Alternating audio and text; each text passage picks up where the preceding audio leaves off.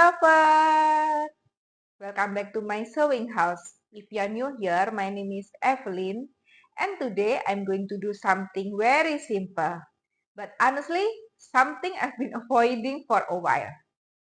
I'm going through my wardrobe and fixing clothes. Not buying new ones, not sewing new designs, just taking care of what I already have. There is this off-shoulder top that I really like. But lately, it has been losing its stretch. And whenever I try to move my arms back, like if I'm tying something behind me, it just gaps at the back. It doesn't sit properly anymore. And there's my denim skirt. This one is actually from my elementary school days. I don't even know why I still have it. But I guess I always like it. It's soft, worn in, and nostalgic. But recently, I noticed it has started to rip in a few places. Maybe it's just age. Maybe the stitching wasn't that strong to begin with. So today, I'm trying to repair both of them. It feels a bit symbolic too, because lately I've been sewing new clothes, experimenting, learning, creating things from scratch. But I also realized something important. The clothes I already own also deserve attention. So, I'm trying to balance both sides of sewings, making new things and saving old things. Today, I'll be doing two repairs. One, I'll fix the off-shoulder top, and two, darning my denim skirt. Let's start! I start with the off-shoulder top. I lay the top flat. When I look at the top closely, I can see the problem clearly now.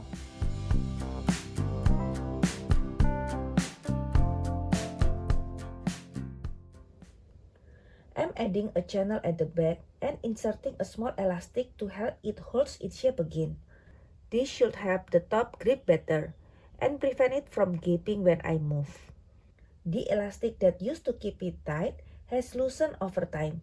The fabric around the back feels slightly stretched out, almost like it has forgotten its shape. I gently pull it a bit and yeah, it doesn't bounce back the way it used to. First, I measure the back area where I want the channel to go.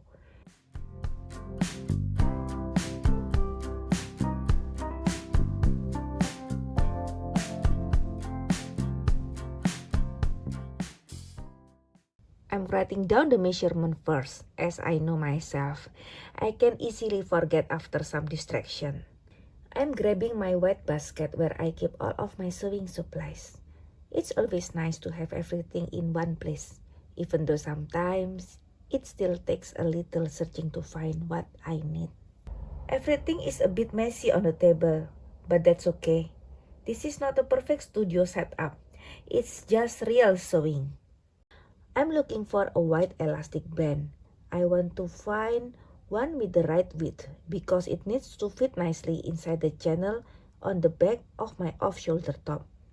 The elastic shouldn't be too wide as it might feel bulky, but it also shouldn't be too narrow as it needs enough strength to help the top hold its shape. So I'm checking through my supplies and comparing the elastic sizes until I find the one that feels just right. For my first attempt, I decided to reduce the elastic length by 10% from the channel length. I want the elastic to have enough tension to bring the back of the top back into shape, but not too tight that it feels uncomfortable when I wear it. This is also a bit of an experiment for me, because every fabric and elastic behaves differently. I attach a safety pin to one end and slowly feed it through the channel. This part always feels a bit satisfying, like threading something through a hidden part inside the fabric. The elastic moves through slowly and I carefully guide it from the other side so it doesn't twist inside. I'll test it first and adjust if needed. Once both ends come out, I pull gently until it feels snug but not too tight. Then I pin it, right and left side. I always feel like pinning is the most important part of sewing. Unfortunately, my first attempt didn't work out. After trying it on, I realized that reducing the elastic length by 10% still wasn't enough to bring the back of the top back into shape. The elastic still too loose and the fabric continued to gap when I moved my arms. So I decided to adjust again. This time I reduced the elastic length by 10 cm. That means the total reduction is 10% plus an additional 10 centimeters. It's a little bit of trial and error, but I think this is one of the interesting parts of sewing. Sometimes the measurement you calculate doesn't always work perfectly on the first try. You have to test, adjust, and understand how the fabric behaves. Then I sew both ends of the elastic with the top fabric.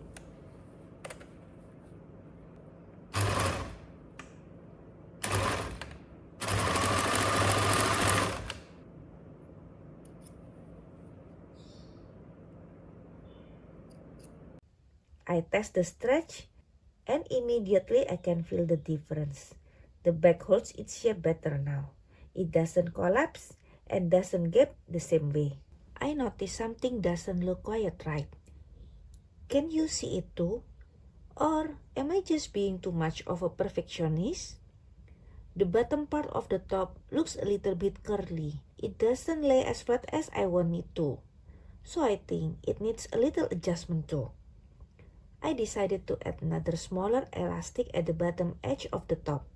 I measured the length of the bottom part. Then I cut the elastic about 10% shorter than the total length. The idea is to create a little bit of tension so the fabric can sit more nicely and keep its shape. When sewing the elastic, I gently stretch it while attaching it to the fabric. To make sure the tension is distributed evenly, I mark the halfway point and quarter points of both the elastic and the top. Then I match those points together before sewing. This way, the elastic won't pull more on one side and less on another, and the gathers will be more even. It's a small adjustment, but I hope this will make the bottom part of the top look cleaner and more structured. Before moving to the skirt, I take a moment. This is the part where I usually switch mindset. The top repair was about structure and elasticity. The skirt repair is going to be different. It's more about damage control and reinforcement. I take a deep breath and spread the skirt flat on the table. This is actually my first time doing it, so I'm not completely sure how it will turn out. But I guess that's part of the process. I'm going to try anyway. The tear is more visible now. It's not just one clean rip. It looks like a weak point that expanded over time. Before starting the darning process, make sure you choose a thread color that is as close as possible to the fabric you want to repair. If you're not sure about the color match, bring the garment with you when you go to the sewing supply stores. It's much easier to compare the thread directly with the fabric instead of trying to remember the color at home. First step, close the torn area with hand stitching.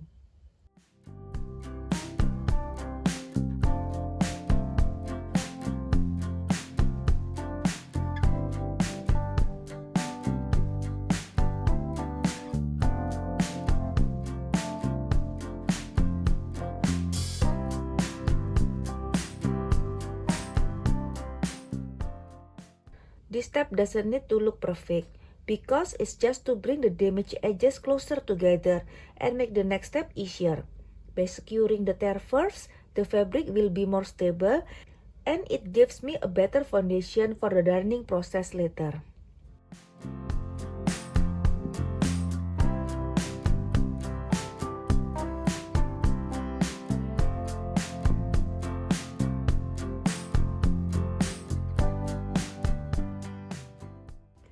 Second, stabilizing it.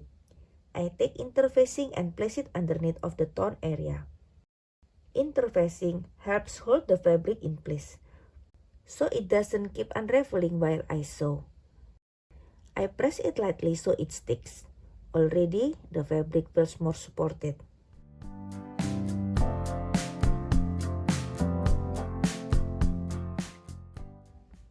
Next, I take a scrap piece of fabric. This will go underneath as a reinforcement layer. I pin it carefully under the tear, making sure it fully covers the damaged section. This step feels like building a foundation before repairing a wall. Slow, careful, but necessary. Now comes the basting stitch. I use a needle and thread to do a loose temporary stitch, just to hold everything in place before the machine work. My stitches are uneven, a bit messy, but that's fine. They are not meant to be permanent. They just hold everything together like scaffolding. Once that's done, I move to the sewing machine. So to summarize the steps I did for repairing this torn area, after basting stitch to close the open tear, I added interfacing to the back of the damaged area. Then I placed a piece of scrap fabric underneath as a patch. And the last step is using my sewing machine to cover the whole repair area with stitches, securing everything together. Because this skirt is made from denim, I switched to a thicker needle that is more suitable for heavier fabrics. I didn't want to risk breaking my regular needle, especially when sewing through multiple layers of denim and interfacing. This is my first time trying this kind of repair, so I don't expect it will be a perfect invisible man. But I'm happy that I was able to give my old skirt more life and make it wearable again. Here is my little SOP for darning. Standard operating procedure. The goal is to cover the scrap fabric completely with stitches so it blends into the original fabric and creates a stronger repair area. I start with straight stitches, back and forth in 3 directions, from top to bottom, then from left to right, and finally 2 diagonally direction. These different directions fill the area evenly and make the repair stronger. After finishing one straight line of stitching, I keep the needle down, pivot the garment, and lift the pressure foot. After that, I lift the needle up, move slightly to the right or left side about 1 mm, and make another stitch line next to the previous one. I repeat this process again and again until the scrap fabric underneath is no longer visible. I have to say, this part is quite repetitive and takes a lot of patience. It's not a quick repair, but there is something satisfying about slowly rebuilding the fabric stitch by stitch. Because it takes a while, I recommend making yourself comfortable. Call a friend, listen to a podcast, watch something, or find a little distraction while sewing. It definitely helps the time pass faster.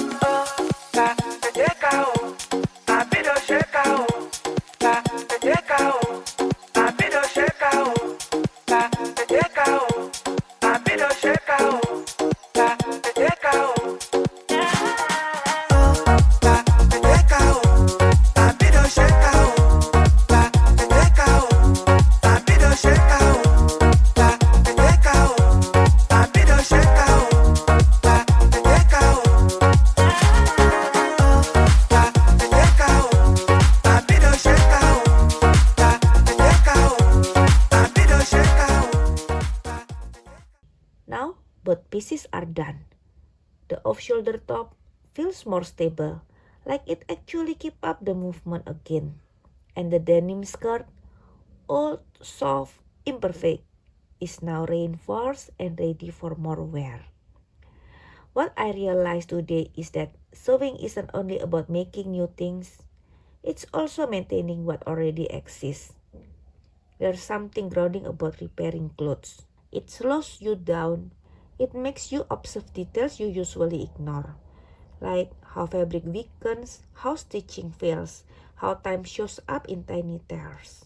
Lately, I've been focused on creating new garments, but this reminded me that my wardrobe is also a living collection of work.